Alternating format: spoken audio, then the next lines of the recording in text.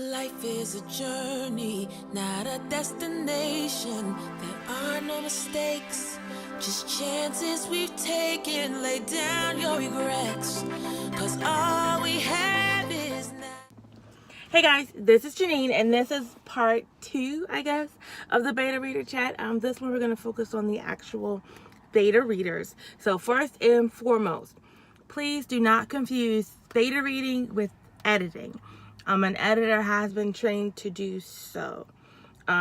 Both will kind of vary in fee versus their time, skill level, whatever accreditations or associations they have under their belt, whatever publishing experience they have under their belt. So you're looking at different price ranges for either. Because I'm not an editor, that's not something I'm going to speak on. I'm going to speak on the actual beta reading because I do function as a beta reader as well. So as a beta reader, there are certain things that I'm just not willing to read.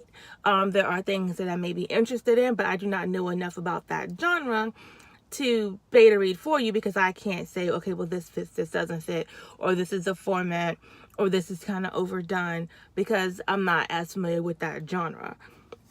So you want to pick a beta reader who is familiar with your genre. You want to pick a beta reader who is upfront about their fees. Is it's going to be like point, whatever cents per page, or a flat fee by word count. Typically it's like maybe like point, like anywhere from, I've seen 0.03 to like 10 cents per word, like per word, or per like whatever increment of words. Or I've seen it where it's going to be, X amount of dollars per X amount of words. Words is preferable to page count because based on the font, based on the spacing, page count can vary. So typically it's done by the word, and typically they are upfront about their costs as well as how they expect to be paid. If it's going to be half now or half later, or if it needs to be all upfront or all at the end.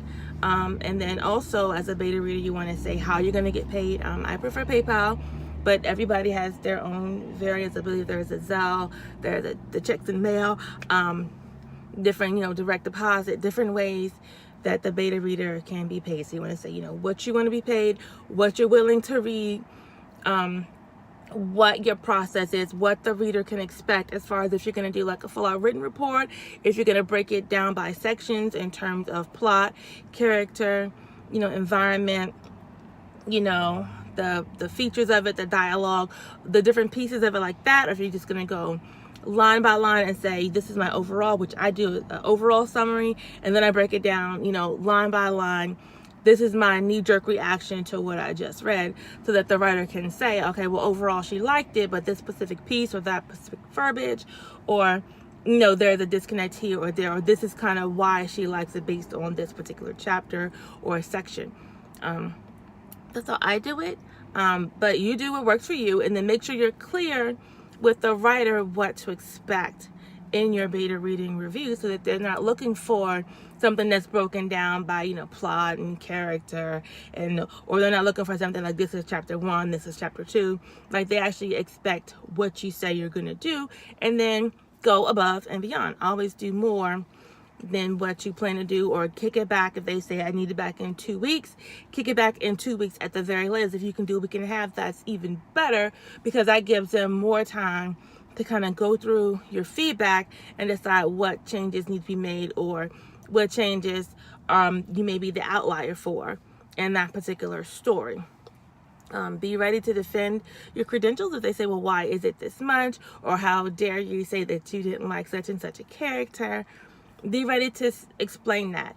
If you find yourself kind of explaining like a whole section of plot, then clearly you've missed some details, whereas you as a writer know, but the reader may not be able to pick on those nuances. So just add a couple sentences. It's okay. It's okay. Just filter in whatever needs to be filtered in, so that the reader, the average reader, can understand what you're saying. There's a difference in, overfeeding the reader and just not giving them enough to really understand the story. So know where you are, accept that feedback humbly. But then as a beta reader, you don't want to be mean, you don't want to be nasty. Try to, even if it's the worst thing that you've ever laid eyes on, try to find something positive that you can say. I'm a fan of the sandwich method. You say something good, something maybe not so fantastic, and then end it off with something good too. But do it in such a way so that they know that there are some good things with the story, but then there are also ways they can kind of tweak it a little bit to take it up a notch. Approach it that way, not as a burn this and start over type of feedback, because that's not conducive to the writing process, to the creative process. And then you do it with the understanding that they should be getting feedback from other beta readers as well. So your feedback should not be the end all be all of the story. If there's something you're willing to read again, say so. If it's something where there's a series and you're willing to read the next, set of increments as far as the book or chapters, say that as well. I kind of like doing one beta reader for this part, and then if they want to read it again, once it's all done, they can have another stab at it.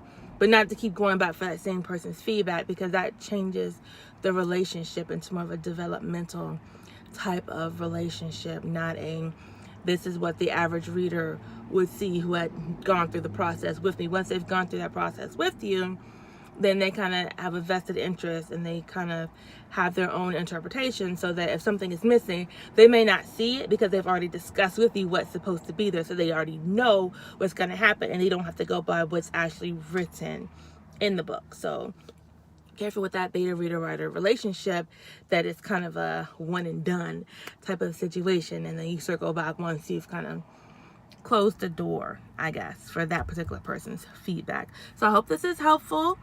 I look forward to sharing more information with you guys on the publishing and writing process.